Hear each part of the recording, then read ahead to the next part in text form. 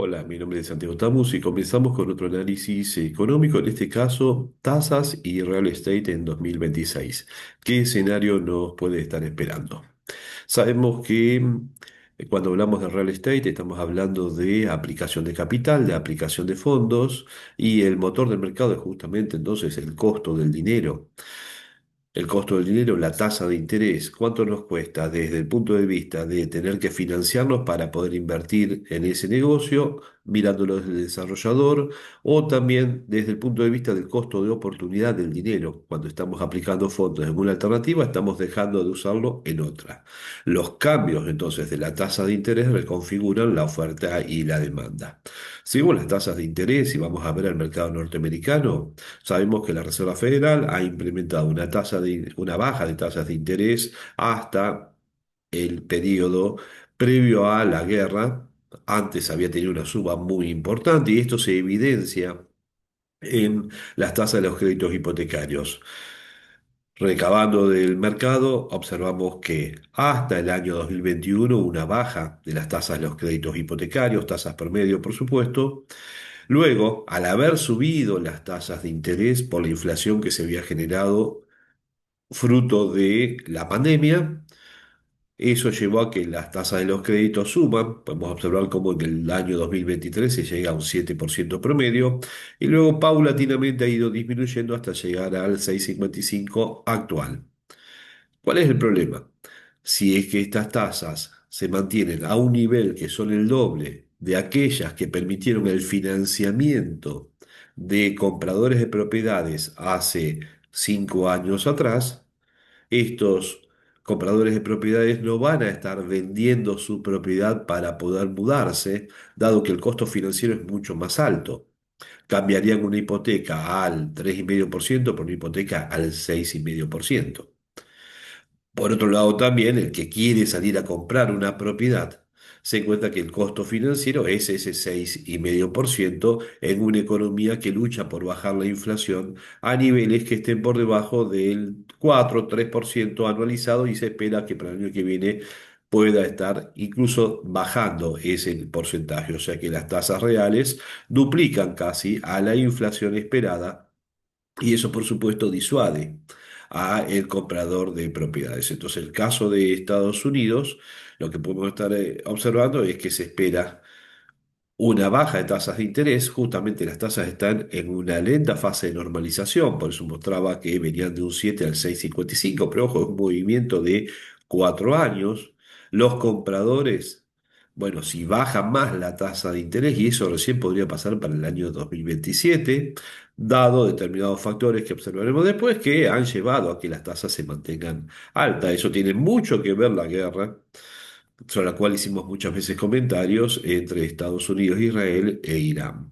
Bueno, entonces los compradores van a estar paulatinamente comenzando a ofrecer sus viviendas para poder comprar otras viviendas. Eso va a implicar un incremento de la vivienda usada, pero cuando se acentúe esta baja de tasas de interés, eso significa que el efecto candado o locking effect empieza a ceder paulatinamente a medida que la brecha entre las tasas actuales y las hipotecas fijadas en el pre-2022 comience a reducirse. Si se mantiene una diferencia muy grande entre tasas, que por ejemplo vuelven otra vez un 7% por una reversión de la política monetaria de Estados Unidos, contra aquella que se obtenía hace 5 años atrás, bueno, esta situación de estancamiento en esa parte de oferta de viviendas usadas se va a estar manteniendo.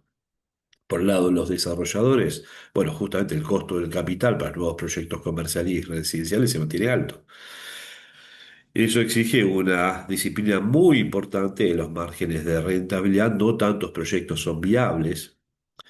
El acceso al crédito bancario regional está muy selectivo y es la principal fuente de financiamiento para el desarrollo inmobiliario, desarrollando solamente aquellos que tienen una escala importante, o sea, los grandes desarrolladores corporativos son los que tienen ventaja para poder acceder a ese tipo de financiamiento. O sea que vemos un costo para el desarrollador alto que tiende a disminuir, mientras que por otro lado un efecto candado, un efecto de oferentes que no abastecen con sus propiedades al mercado de usados. Eso ha permitido, ojo, que se mantengan altos frente a una demanda de la propia evolución de la sociedad, el precio de las nuevas viviendas.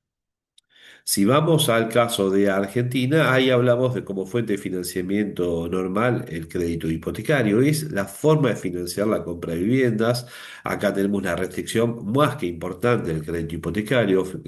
Podemos observar cómo en años como el 2018 se había llegado a una tasa de UVA más 5,5. Tomamos UVA porque sería el crédito más utilizado, pero después hubo una suba durante el año 2019 al 9,5 y después estas son curvas teóricas realmente las que van a darse durante toda la gestión que va del 2020 al 2023, dado que había pocas líneas vigentes, pero si uno recaba puede encontrarse con estas tasas promedio, o sea que acá desapareció el financiamiento de viviendas. Virtualmente era un financiamiento con dinero propio o de los propios desarrolladores. Luego sí, hubo un cambio en la gestión al frente de la economía argentina, modificaciones, baja la tasa 2024 al 7%, no llega al 5,5%, pero sí al 7% durante el año 2024. Año pasado realmente tuvimos una evolución negativa para el mercado de las tasas de interés, se da una suba al 8,5% promedio y ahora hay una pequeña baja hacia el 8%. Lo que sí es interesante es que las tasas pasivas han disminuido muchísimo, lo cual implica que resuelto el tema de la morosidad, bajada el costo de oportunidad de colocación del dinero por parte de las propias entidades financieras, entonces pueden intentar comenzar a colocar créditos hipotecarios a tasas UVA más puntos que las acerquen más a un rango entre el 8 y el 7% que un rango del 12% como existían años atrás. Eso en una financiación de un mediano o largo plazo significa en tasas reales estar pagando inflación más ese sobrecosto. Por supuesto que tenemos que tener una evolución de salarios o de ingresos que acompañen con esto, si no en términos reales la cuota sería cada vez más alta para el comprador. Pero todavía falta que los bancos vuelvan a prestar, veremos qué es lo que lo puede afectar en forma positiva. Por supuesto, la baja de tasas del mercado que se está dando, la disminución de la inflación, todo opera para que la tasa del crédito hipotecario tienda a disminuir y que aparezca sobre todo la oferta de crédito hipotecario. Mientras tanto, veremos que los compradores, frente a una consolidación de líneas de créditos hipotecarios, pueden actuar, pueden encontrarse como con la posibilidad de poder financiar esa compra de vivienda. Sabemos que usualmente hay que disponer del 20% del precio de la propiedad y después podemos ir a un crédito hipotecario. Si esas líneas aparecen, puede estar dinamizándose la mercado, la demanda, sobre todo de la clase media y media alta. Hay una parte de la población que lamentablemente no va a poder tener ese 20% y tampoco va a calificar para el crédito. Pero estamos hablando de dinamizar un mercado, sobre todo por el lado de la demanda, que puede implicar sea el consumidor final o también el inversor, porque en real estate estamos hablando de inversión en real estate. El foco del comprador, sobre todo, se va a trasladar al precio total de la propiedad. No, realmente se traslada a la viabilidad y sustentabilidad de la cuota mensual ajustada.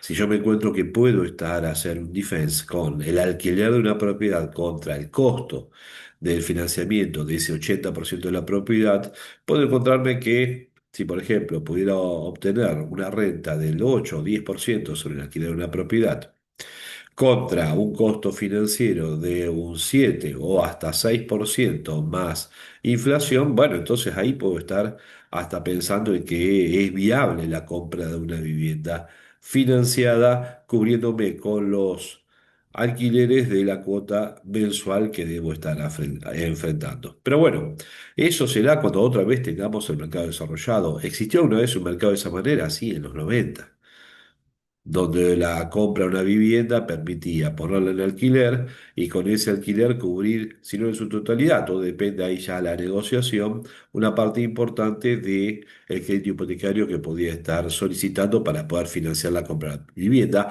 Y sabemos que la vivienda, y ahí depende qué es lo que compre y a qué precio, tiene la posibilidad de darme ganancias, no solo por la renta, sino por la valoración. Y ahí vamos a entrar en las expectativas del mercado para Argentina. ¿Dónde está el valor? Ahí va hacia los desarrollos, está salteando. Comienza a destrabarse, y esto es fundamental, el financiamiento corporativo a partir del mercado de capitales.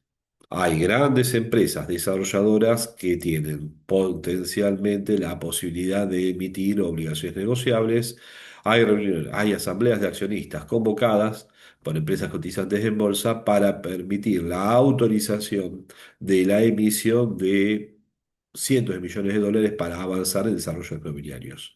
Si eso se da y efectivamente puedo lograr ese financiamiento, el impacto va a ser acelerar desarrollos y tener más metros cuadrados a la venta, lo cual les va a permitir tener, sobreentendemos, sobre un adecuado plan de ventas que venda con una rentabilidad acorde a las condiciones de mercado, un mejor ROE hacia el futuro, disponibilidad de liquidez, etcétera. No están vendiendo de contado, están tratando de vender metros cuadrados hacia el futuro y conseguir un financiamiento que hoy, la verdad, en la emisión de ONs está bastante barato.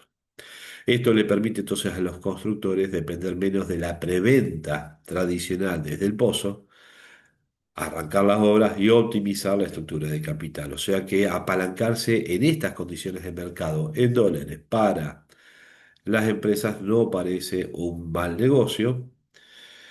¿Y dónde está el valor? Bueno, hay un encarecimiento global y local de los costos de la construcción, o sea, medidos en dólares. Entonces, esto altera las decisiones de inversión, de asignación de capital.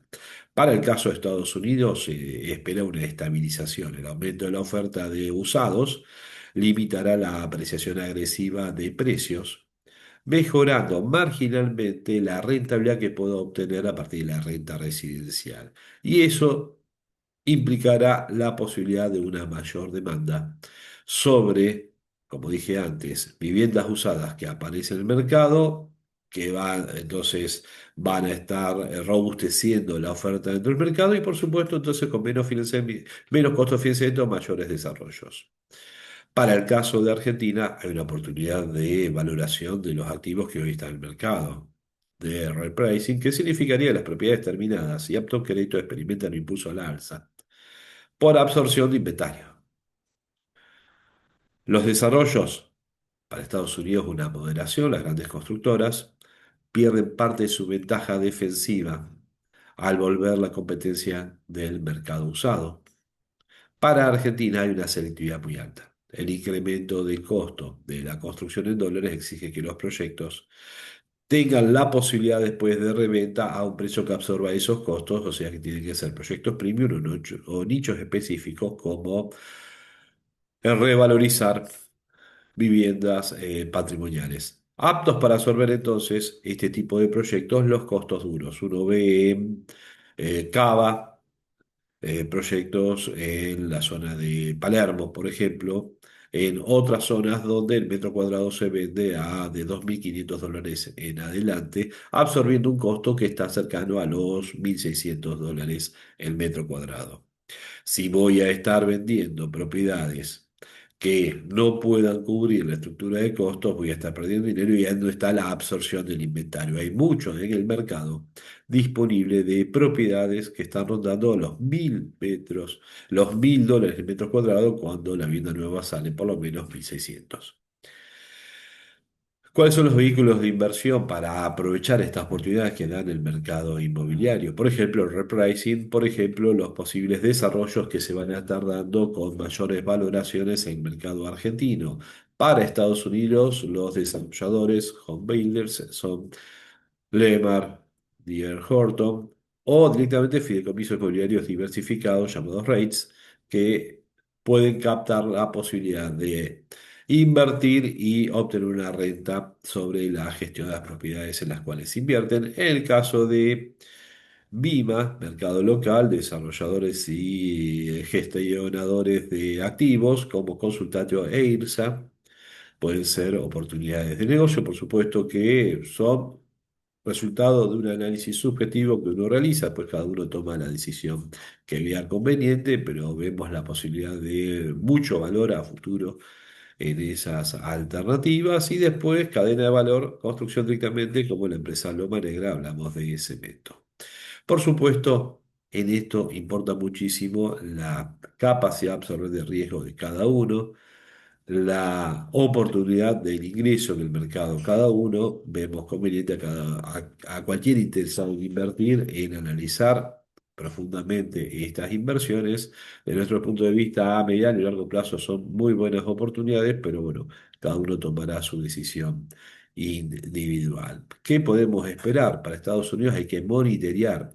Si hablamos de qué debiéramos hacer o qué es lo que uno piensa, bueno, voltear la velocidad de la convergencia de las tasas hacia un nivel neutral para poder determinar un ritmo de normalización de las transacciones residenciales. Significa en una política monetaria contractiva, todo lo que dijimos se borra.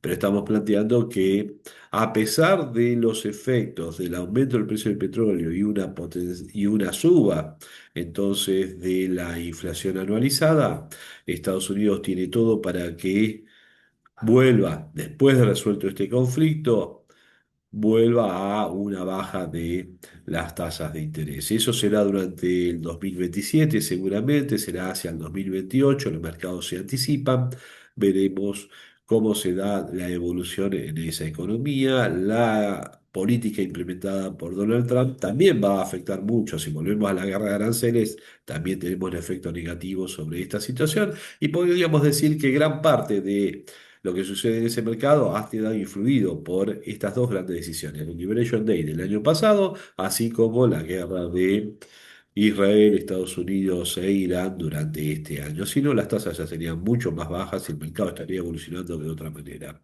Para el caso de Argentina, debemos esperar que se recupere por parte del sistema financiero la capacidad de crédito para generar justamente un flujo de crédito hipotecario frente a un costo de la construcción en dólares que desafía los márgenes tradicionales del pozo, obligando a buscar valor en un stock remanente y grandes empresas cotizantes del sector que van a estar colocando ONs, ya lo hacen y van a aumentar la colocación de ANs, y lo que no lo hacía, lo harán, y de esa manera poder avanzar en sus desarrollos, generando más activo a la venta de alto valor y donde poder posicionarse y obtener una rentabilidad. Cualquier consulta no dudes en realizarla, tenés dos canales, el consultorfinanciero.com.ar o directamente por email, contacto @consultorfinanciero.com.ar. Hasta luego.